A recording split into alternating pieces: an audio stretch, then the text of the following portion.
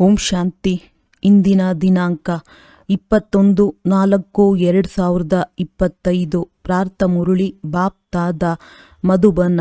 ಮಧುರ ಮಕ್ಕಳೇ, ನಿಮಗೆ ಸಕಾಶವನ್ನು ಕೊಡಲು ತಂದೆಯು ಬಂದಿದ್ದಾರೆ. ನೀವು ದೇಹಿ ಅಭಿಮಾನಿಯಾಗುತ್ತೀರಿ ಮತ್ತು ಒಬ್ಬ ತಂದೆಯೊಂದಿಗೆ ಬುದ್ಧಿಯೋಗವಿದ್ದಾಗ ಸಕಾಶವು ಸಿಗುತ್ತಾ ಇರುವುದು. ಪ್ರಶ್ನೆ: ಎಲ್ಲದಕ್ಕಿಂತ ದೊಡ್ಡ ಆಸುರಿ ಸ್ವಭಾವ ಯಾವುದಾಗಿದೆ? ಅದು ನೀವು ಮಕ್ಕಳಲ್ಲಿರಬಾರದು. ಉತ್ತರ: ಅಶಾಂತಿಯನ್ನು ಹರಡುವುದು ಎಲ್ಲದಕ್ಕಿಂತ ದೊಡ್ಡ ಆಸುರಿ ಸ್ವಭಾವವಾಗಿದೆ. ಅಶಾಂತಿ ಹರಡುವುದರಿಂದ ಮನುಷ್ಯರು ಬೇಸರವಾಗಿ ಬಿಡುತ್ತಾರೆ. ಅವರು ಎಲ್ಲಿ ಹೋಗುವರೋ ಅಲ್ಲೆಲ್ಲ ಅಶಾಂತಿಯನ್ನು ಹರಡುತ್ತಾರೆ. ಆದ್ದರಿಂದಲೇ ಭಗವಂತನಿಂದ ಶಾಂತಿಯ ವರವನ್ನು ಬೇಡುತ್ತಾರೆ. ಗೀತೆ: ಇದು ದೀಪ ಮತ್ತು ಬಿರುಗಾಳಿಯ ಕಥೆಯಾಗಿದೆ. ಓಂ ಶಾಂತಿ. ಮಧುರಾತಿ ಮಧುರ. ಅಗಲಿ ಹೋಗಿ ಮರಳಿ ಸಿಕ್ಕಿರುವ ಮಕ್ಕಳು ಗೀತೆಯ ಸಾಲನ್ನು ಕೇಳಿದ್ದೀರಿ. ಈ ಗೀತೆಯು ಭಕ್ತಿ ಮಾರ್ಗದ್ದಾಗಿದೆ. ಆದರೆ ಅದನ್ನು ಜ್ಞಾನಕ್ಕೆ ಹೋಲಿಸಲಾಗುತ್ತದೆ. ಮತ್ಯಾರೂ ಇದನ್ನು ಮಾಡಲು ಸಾಧ್ಯವಿಲ್ಲ. ನಿಮ್ಮಲ್ಲಿಯೂ ನಂಬರ್ ವಾರ್ ಪುರುಷಾರ್ಥದನುಸಾರ ದೀಪವೆಂದರೇನು, ಬಿರುಗಾಳಿಯು ಯಾವುದು ಎಂಬುದನ್ನು ಅರಿತುಕೊಳ್ಳುತ್ತಾರೆ. ಮಕ್ಕಳಿಗೆ ಗೊತ್ತಿದೆ, ಆತ್ಮದ ಜ್ಯೋತಿಯು ನಂದಿ ಹೋಗಿದೆ. ಈಗ ಜ್ಯೋತಿಯನ್ನು ಬೆಳಗಿಸಲು ತಂದೆಯು ಬಂದಿದ್ದಾರೆ.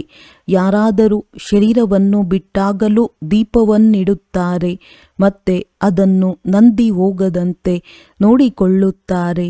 ಒಂದು ವೇಳೆ ದೀಪವು ನಂದಿ ಹೋದರೆ ಆತ್ಮವು ಅಂಧಕಾರದಿಂದ ಹೋಗಬೇಕಾಗುತ್ತದೆ ಎಂದು ತಿಳಿದು ದೀಪವನ್ನು ಬೆಳಗಿಸುತ್ತಾರೆ. ಸತ್ಯಯುಗದಲ್ಲಂತೂ ಈ ಮಾತುಗಳಿರುವುದಿಲ್ಲ. ಅಲ್ಲಿ ಪ್ರಕಾಶದಲ್ಲಿರುತ್ತೀರಿ. ಹಸಿವು ಮೊದಲಾದವುಗಳ ಮಾತೇ ಇರುವುದಿಲ್ಲ. ಅಲ್ಲಿ ಬಹಳಷ್ಟು ಸಂಪತ್ತು ಸಿಗುತ್ತದೆ. ಇಲ್ಲಿ ಘೋರ ಅಂಧಕಾರವಿದೆ. ಚೀಚಿ ಪ್ರಪಂಚವಲ್ಲವೇ? ಎಲ್ಲ ಆತ್ಮಗಳ ಜ್ಯೋತಿಯು ನಂದಿ ಹೋಗಿದೆ. ಎಲ್ಲರಿಗಿಂತ ಹೆಚ್ಚಿನದಾಗಿ ನಿಮ್ಮ ಜ್ಯೋತಿಯು ನಂದಿ ಹೋಗಿದೆ. ವಿಶೇಷವಾಗಿ ನಿಮಗಾಗಿಯೇ ತಂದೆಯು ಬರುತ್ತಾರೆ. ನಿಮ್ಮ ಜ್ಯೋತಿಯು ನಂದಿ ಹೋಗಿದೆ ಅಂದ ಮೇಲೆ ಈಗ ಸಕಾಶವು ಎಲ್ಲಿಂದ ಸಿಗುವುದು? ಮಕ್ಕಳಿಗೆ ತಿಳಿದಿದೆ, ಸಕಾಶವು ತಂದೆಯಿಂದಲೇ ಸಿಗುತ್ತದೆ. ಕರೆಂಟ್ ತೀಕ್ಷ್ಣವಾಗಿದ್ದರೆ ಅನೇಕರಲ್ಲಿ ಹೆಚ್ಚಿನ ಪ್ರಕಾಶತೆಯು ಬಂದು ಬಿಡುತ್ತದೆ. ಈಗ ನೀವು ದೊಡ್ಡ ಯಂತ್ರದಿಂದ ಕರೆಂಟನ್ನು ಸಕಾಶ ತೆಗೆದುಕೊಳ್ಳುತ್ತಿದ್ದೀರಿ. ನೋಡಿ, ಬಾಂಬೆಯಂತಹ ನಗರಗಳಲ್ಲಿ ಎಷ್ಟೊಂದು ಮಂದಿ ಮನುಷ್ಯರಿರುತ್ತಾರೆ. ಎಷ್ಟು ಹೆಚ್ಚಿನ ಕರೆಂಟ್ ಬೇಕಾಗುತ್ತದೆ ಅಂದ ಮೇಲೆ ಅವಶ್ಯವಾಗಿ ಅಷ್ಟು ದೊಡ್ಡದಾದ ಯಂತ್ರವಿರುವುದು. ಹಾಗೆಯೇ ಇದು ಬೇಹದ್ದಿನ ಮಾತಾಗಿದೆ. ಇಡೀ ಪ್ರಪಂಚದ ಆತ್ಮಗಳ ಜ್ಯೋತಿಯು ನಂದಿ ಹೋಗಿದೆ. ಅವರಿಗೆ ಸಕಾಶವನ್ನು ಕೊಡಬೇಕಾಗಿದೆ. ಮೂಲ ಮಾತನ್ನು ತಂದೆಯು ತಿಳಿಸುತ್ತಾರೆ. ತಂದೆಯೊಂದಿಗೆ ಬುದ್ಧಿಯೋಗವನ್ನು ಜೋಡಿಸಿ ದೇಹಿ ಅಭಿಮಾನಿಗಳಾಗಿ. ಎಷ್ಟು ದೊಡ್ಡ ತಂದೆಯಾಗಿದ್ದಾರೆ! ಇಡೀ ಪ್ರಪಂಚದ ಪತಿತ ಮನುಷ್ಯರನ್ನು ಪಾವನ ಮಾಡುವ ಪಾರಲೌಕಿಕ ತಂದೆಯು ಎಲ್ಲರ ಜ್ಯೋತಿಯನ್ನು ಬೆಳಗಿಸಲು ಬಂದಿದ್ದಾರೆ. ಇಡೀ ಪ್ರಪಂಚದ ಮನುಷ್ಯಾತ್ಮರ ಜ್ಯೋತಿಯನ್ನು ಬೆಳಗಿಸುತ್ತಾರೆ. ತಂದೆಯು ಯಾರು? ಅವರು ಹೇಗೆ ಜ್ಯೋತಿಯನ್ನು ಬೆಳಗಿಸುತ್ತಾರೆ? ಇದನ್ನು ಯಾರೂ ತಿಳಿದುಕೊಂಡಿಲ್ಲ. ಅವರಿಗೆ ಜ್ಯೋತಿ ಸ್ವರೂಪನೆಂದು ಹೇಳುತ್ತಾರೆ ಮತ್ತೆ ಸರ್ವವ್ಯಾಪಿ ಎಂದು ಹೇಳಿಬಿಡುತ್ತಾರೆ. ಜ್ಯೋತಿ ಸ್ವರೂಪನನ್ನು ಕರೆಯುತ್ತಾರೆ, ಏಕೆಂದರೆ ಜ್ಯೋತಿಯು ನಂದಿ ಹೋಗಿದೆ. ಅಖಂಡ ಜ್ಯೋತಿಯ ಸಾಕ್ಷಾತ್ಕಾರವೂ ಆಗುತ್ತದೆ. ನನ್ನಿಂದ ಇಷ್ಟೊಂದು ತೇಜಸ್ಸನ್ನು ಸಹನೆ ಮಾಡಲು ಸಾಧ್ಯವಿಲ್ಲ ಎಂದು ಅರ್ಜುನನು ಹೇಳಿದನೆಂದು ತೋರಿಸುತ್ತಾರೆ. ಈಗ ನೀವು ಮಕ್ಕಳೇ ಈ ಮಾತುಗಳನ್ನು ತಿಳಿದುಕೊಂಡಿದ್ದೀರಿ. ಎಲ್ಲರಿಗೆ ಇದನ್ನು ತಿಳಿಸಬೇಕಾಗಿದೆ. ನೀವು ಆತ್ಮರಾಗಿದ್ದೀರಿ. ಆತ್ಮಗಳು ಮೇಲಿನಿಂದ ಇಲ್ಲಿಗೆ ಬರುತ್ತಾರೆ. ಮೊದಲು ಆತ್ಮವು ಪವಿತ್ರವಾಗಿರುತ್ತದೆ. ಅದರಲ್ಲಿ ಸಕಾಶವಿರುತ್ತದೆ, ಸತೋಪ್ರಧಾನವಾಗಿರುತ್ತದೆ. ಸತ್ಯಯುಗದಲ್ಲಿ ಪವಿತ್ರ ಆತ್ಮಗಳಿರುತ್ತಾರೆ, ನಂತರ ಅವರು ಅಪವಿತ್ರರು ಆಗಬೇಕಾಗಿದೆ. ಯಾವಾಗ ಅಪವಿತ್ರರಾಗುವರೋ ಆಗ ಬಂದು ನಮ್ಮನ್ನು ಮುಕ್ತಗೊಳಿಸಿ, ಅರ್ಥಾತ್ ದುಃಖದಿಂದ ಮುಕ್ತ ಮಾಡಿ ಎಂದು ಪರಮಪಿತ ಪರಮಾತ್ಮನನ್ನು ಕರೆಯುತ್ತಾರೆ. ಮುಕ್ತರನ್ನಾಗಿ ಮಾಡುವುದು ಮತ್ತು ಪಾವನರನ್ನಾಗಿ ಮಾಡುವುದು, ಇವೆರಡರ ಅರ್ಥವು ಬೇರೆ ಬೇರೆಯಾಗಿದೆ. ಅವಶ್ಯವಾಗಿ ಯಾರಿಂದಲೋ ಪತಿತರಾಗಿದ್ದಾರೆ. ಆದ್ದರಿಂದಲೇ ಬಾಬಾ ಬನ್ನಿ, ಬಂದು ಮುಕ್ತಗೊಳಿಸಿ ಪಾವನರನ್ನಾಗಿ ಮಾಡಿ ಇಲ್ಲಿಂದ ಶಾಂತಿಧಾಮಕ್ಕೆ ಕರೆದುಕೊಂಡು ಹೋಗಿ ಶಾಂತಿಯ ವರವನ್ನು ಕೊಡಿ ಎಂದು ಹೇಳುತ್ತಾರೆ. ತಂದೆಯು ತಿಳಿಸಿದ್ದಾರೆ, ಇಲ್ಲಂತೂ ನೀವು ಶಾಂತಿಯಲ್ಲಿರಲು ಸಾಧ್ಯವಿಲ್ಲ. ಸಂಪೂರ್ಣ ಶಾಂತಿಯು ಶಾಂತಿಧಾಮದಲ್ಲಿಯೇ ಇರುವುದು. ಸತ್ಯಯುಗದಲ್ಲಿ ಒಂದು ಧರ್ಮ, ಒಂದು ರಾಜ್ಯವಿದ್ದಾಗ ಶಾಂತಿಯು ನೆಲೆಸಿರುವುದು. ಯಾವುದೇ ಏರುಪೇರುಗಳಿರುವುದಿಲ್ಲ. ಇಲ್ಲಿ ಮನುಷ್ಯರು ಅಶಾಂತಿಯಿಂದ ಬೇಸರವಾಗಿ ಬಿಡುತ್ತಾರೆ. ಒಂದೇ ಮನೆಯಲ್ಲಿಯೇ ಎಷ್ಟೊಂದು ಕಲಹಗಳುಂಟಾಗುತ್ತಿರುತ್ತದೆ. ತಿಳಿದುಕೊಳ್ಳಿ, ಸ್ತ್ರೀ ಪುರುಷರ ನಡುವೆ ಜಗಳವಾದರೆ ತಾಯಿ ತಂದೆ ಮಕ್ಕಳು ಸಹೋದರ ಸಹೋದರಿ ಮೊದಲಾದವರೆಲ್ಲರೂ ಬೇಸರವಾಗುತ್ತಾರೆ. ಅಶಾಂತಿಯುಳ್ಳ ಮನುಷ್ಯನು ಎಲ್ಲಿ ಹೋದರೂ ಅಶಾಂತಿಯನ್ನೇ ಹರಡುವನು, ಏಕೆಂದರೆ ಇದು ಆಸುರಿ ಸ್ವಭಾವವಲ್ಲವೇ. ಈಗ ನಿಮಗೆ ತಿಳಿದಿದೆ, ಸತ್ಯಯುಗವು ಸುಖಧಾಮವಾಗಿದೆ. ಅಲ್ಲಿ ಸುಖ ಮತ್ತು ಶಾಂತಿ ಎರಡೂ ಇರುತ್ತದೆ.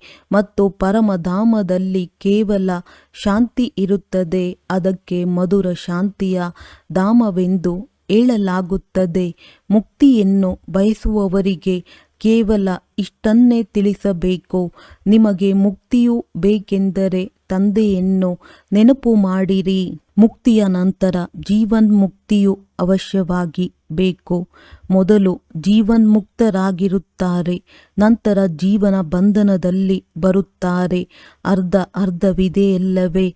ಸತೋಪ್ರಧಾನರಿಂದ ನಂತರ ಸತೋ ರಜೋ ತಮೋದಲ್ಲಿ ಅವಶ್ಯವಾಗಿ ಬರಬೇಕಾಗಿದೆ.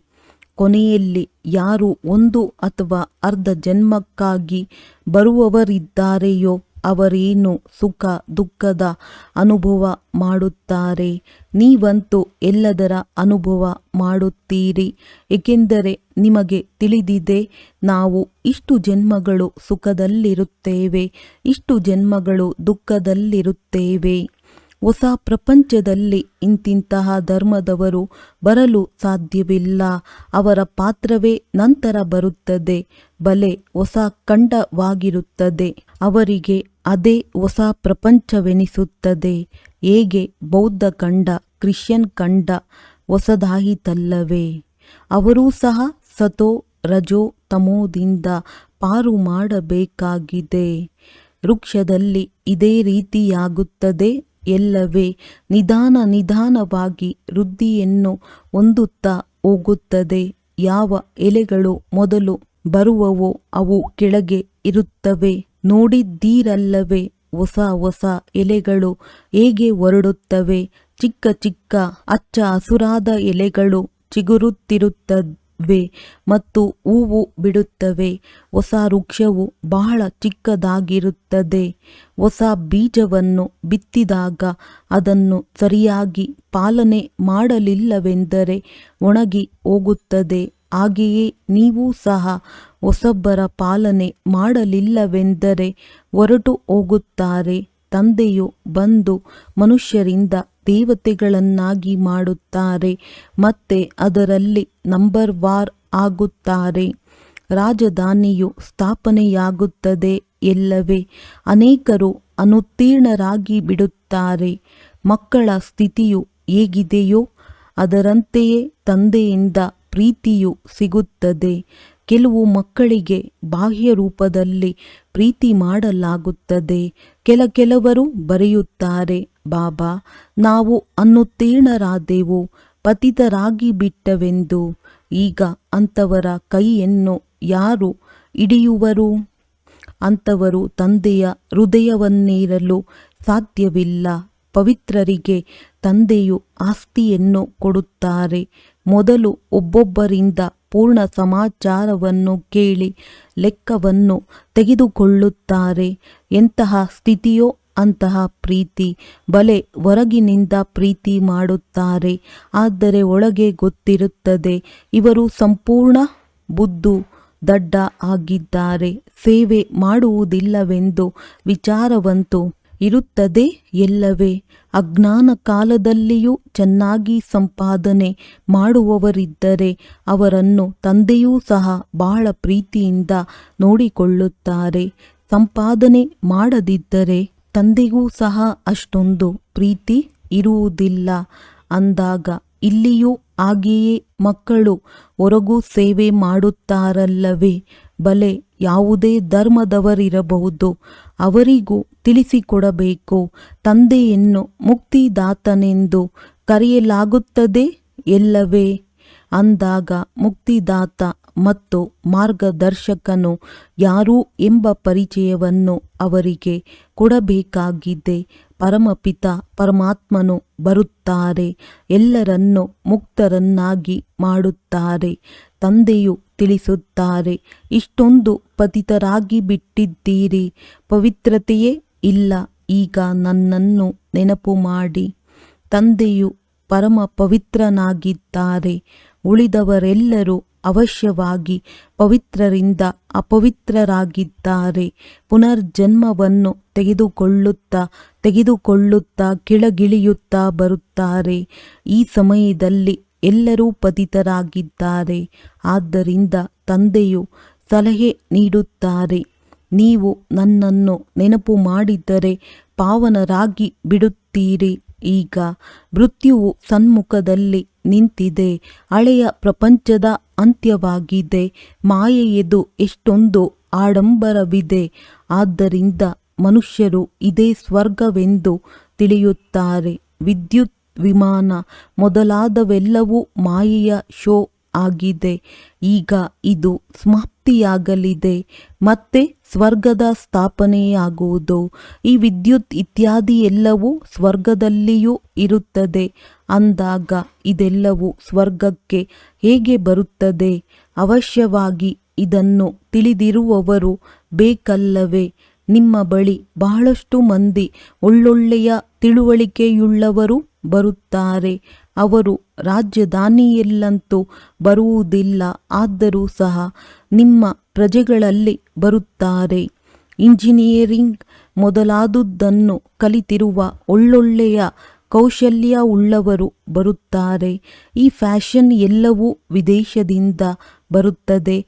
ಆದ್ದರಿಂದ ವಿದೇಶದವರಿಗೂ ಸಹ ನೀವು ಶಿವತಂದೆಯ ಪರಿಚಯವನ್ನು ಕೊಡಬೇಕಾಗಿದೆ.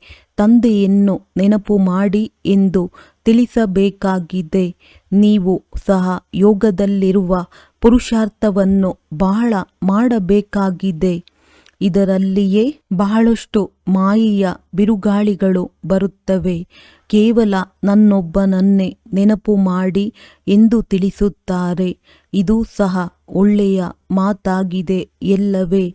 ಕ್ರಿಸ್ತನು ಸಹ ಅವರ ರಚನೆಯಾಗಿದ್ದಾರೆ. ರಚಯಿತನಾದ ಪರಮಾತ್ಮ ಒಬ್ಬರೇ ಆಗಿದ್ದಾರೆ. ಉಳಿದೆಲ್ಲವೂ ಅವರ ರಚನೆಯಾಗಿದೆ.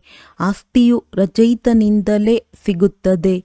ಇಂತಿಂತಹ ಒಳ್ಳೊಳ್ಳೆಯ ವಿಚಾರಗಳನ್ನು ಬರೆದಿಟ್ಟುಕೊಳ್ಳಬೇಕು. ಎಲ್ಲರನ್ನೂ ದುಃಖದಿಂದ ಮುಕ್ತರನ್ನಾಗಿ ಮಾಡುವುದು ತಂದೆಯ ಮುಖ್ಯ ಕರ್ತವ್ಯವಾಗಿದೆ. ಅವರು ಸುಖಧಾಮ ಮತ್ತು ಶಾಂತಿಧಾಮದ ಬಾಗಿಲನ್ನು ತೆರೆಯುತ್ತಾರೆ. ಏ ಮುಕ್ತಿದಾತ, ದುಃಖದಿಂದ ಮುಕ್ತ ಮಾಡು, ನಮ್ಮನ್ನು ಶಾಂತಿಧಾಮ ಸುಖಧಾಮಕ್ಕೆ ಕರೆದುಕೊಂಡು ಹೋಗಿ ಎಂದು ಅವರಿಗೆ ಹೇಳುತ್ತಾರೆ. ಇಲ್ಲಿ ಸುಖಧಾಮವಾಗಿದ್ದಾಗ ಉಳಿದೆಲ್ಲ ಆತ್ಮಗಳು ಶಾಂತಿಧಾಮದಲ್ಲಿರುತ್ತಾರೆ. ಸ್ವರ್ಗದ ಬಾಗಿಲನ್ನು ತಂದೆಯೇ ತೆರೆಯುತ್ತಾರೆ. ಒಂದನೆಯದಾಗಿ ಹೊಸ ಪ್ರಪಂಚ ಮತ್ತು ಎರಡನೆಯದಾಗಿ ಶಾಂತಿಧಾಮದ ಬಾಗಿಲು ತೆರೆಯುತ್ತದೆ. ಈಗ ಯಾವ ಆತ್ಮಗಳು ಅಪವಿತ್ರರಾಗಿ ಬಿಟ್ಟಿದ್ದಾರೆಯೋ ಅವರಿಗೆ ತಂದೆಯು ಶ್ರೀಮತ ಕೊಡುತ್ತಾರೆ. ತಮ್ಮನ್ನು ಆತ್ಮವೆಂದು ತಿಳಿದು ನನ್ನನ್ನು ನೆನಪು ಮಾಡಿ, ಆಗ ನಿಮ್ಮ ಪಾಪಗಳು ತುಂಡಾಗುವವು. ಈಗ ಯಾರ್ಯಾರು ಪುರುಷಾರ್ಥ ಮಾಡುವರೋ ಅವರು ತಮ್ಮ ಧರ್ಮದಲ್ಲಿ ಶ್ರೇಷ್ಠ ಪದವಿಯನ್ನು ಪಡೆಯುತ್ತಾರೆ. ಪುರುಷಾರ್ಥ ಮಾಡದಿದ್ದರೆ ಕಡಿಮೆ ಪದವಿಯನ್ನು ಪಡೆಯುತ್ತಾರೆ. ಇಂತಹ ಒಳ್ಳೊಳ್ಳೆಯ ವಿಚಾರಗಳನ್ನು ಬರೆದಿಟ್ಟುಕೊಳ್ಳಿ. ಇವು ಸಮಯದಲ್ಲಿ ಉಪಯೋಗಕ್ಕೆ ಬರುತ್ತವೆ. ತಿಳಿಸಿ, ನಾವು ಶಿವತಂದೆಯ ಪರಿಚಯವನ್ನು ತಿಳಿಸುತ್ತೇವೆ. ಅದಕ್ಕೆ ಮನುಷ್ಯರು ಇವರು ಯಾರು, ಪರಮಪಿತ ಪರಮಾತ್ಮ ಶಿವನ ಪರಿಚಯವನ್ನು ತಿಳಿಸುತ್ತಾರೆಂದು ಹೇಳುತ್ತಾರೆ.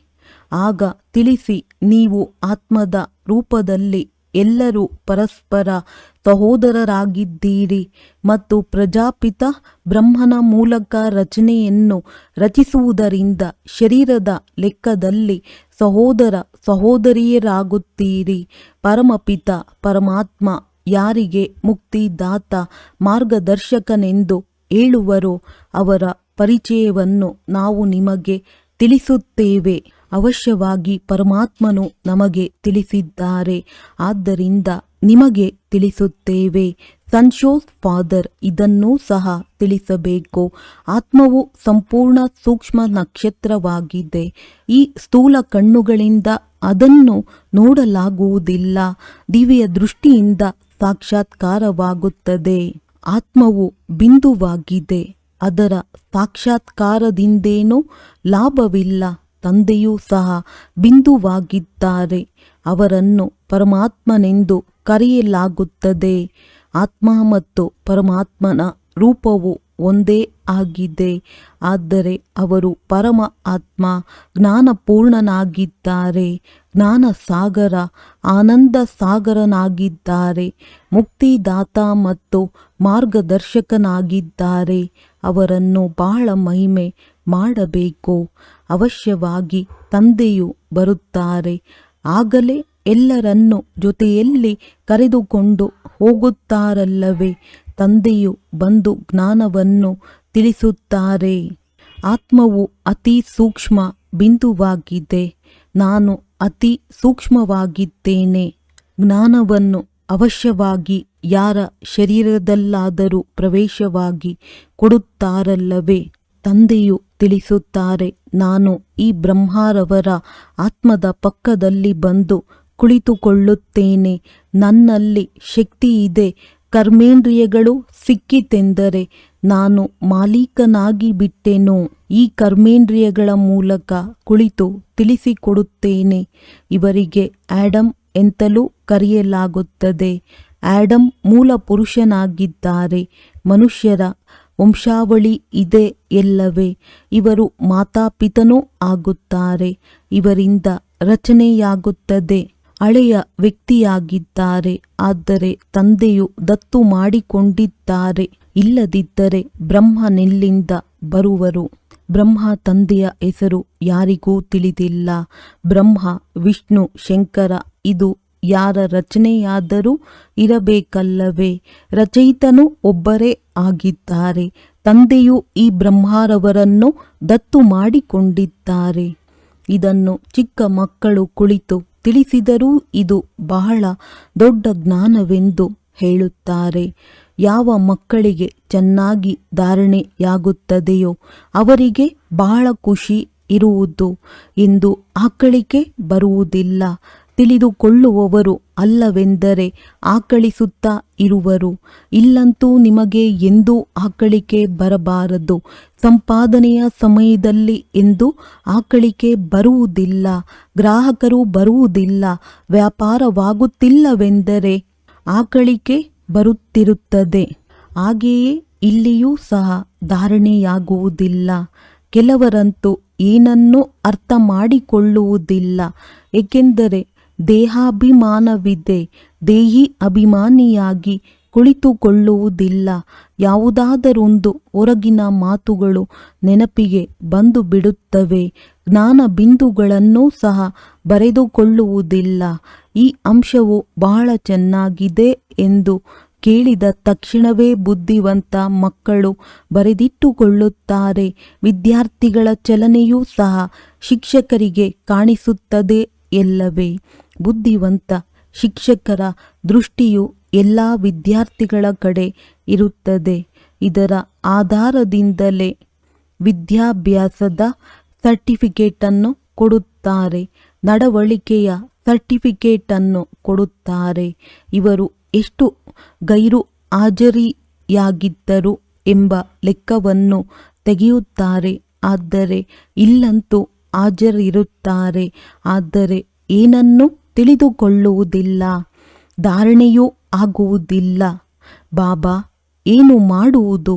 ಬುದ್ಧಿಯು ಮಂದವಾಗಿದೆ, ಧಾರಣೆಯಾಗುವುದಿಲ್ಲವೆಂದು ಕೆಲವರು ಹೇಳುತ್ತಾರೆ. ಇದು ನಿಮ್ಮದೇ ಕರ್ಮಗಳ ಲೆಕ್ಕಾಚಾರವಾಗಿದೆ. ತಂದೆಯಂತೂ ಒಂದೇ ಸಮನಾದ ಪುರುಷಾರ್ಥ ಮಾಡಿಸುತ್ತಾರೆ. ನಿಮ್ಮ ಅದೃಷ್ಟದಲ್ಲಿಲ್ಲವೆಂದರೆ ಏನು ಮಾಡುವುದು? ಶಾಲೆಯಲ್ಲಿಯೂ ಸಹ ಕೆಲವರು ಉತ್ತೀರ್ಣರು ಮತ್ತು ಇನ್ನು ಕೆಲವರು ಅನುತ್ತೀರ್ಣರಾಗುತ್ತಾರೆ. ಇದು ಬೇಹದ್ದಿನ ವಿದ್ಯೆಯಾಗಿದೆ. ಇದನ್ನು ಬೇಹದ್ದಿನ ತಂದೆಯೇ ಓದಿಸುತ್ತಾರೆ. ಅನ್ಯ ಧರ್ಮದವರು ಗೀತೆಯ ಮಾತನ್ನೇ ತಿಳಿದುಕೊಳ್ಳುವುದಿಲ್ಲ. ಆದ್ದರಿಂದ ದೇಶವನ್ನು ನೋಡಿ ತಿಳಿಸಬೇಕಾಗುತ್ತದೆ. ಮೊಟ್ಟ ಮೊದಲಿಗೆ ಶ್ರೇಷ್ಠಾತಿ ಶ್ರೇಷ್ಠ ತಂದೆಯ ಪರಿಚಯವನ್ನು ಕೊಡಬೇಕಾಗಿದೆ. ಅವರು ಹೇಗೆ ಮುಕ್ತಿದಾತ ಮಾರ್ಗದರ್ಶಕನಾಗಿದ್ದಾರೆ ಎಂಬುದನ್ನು ತಿಳಿಸಬೇಕಾಗಿದೆ.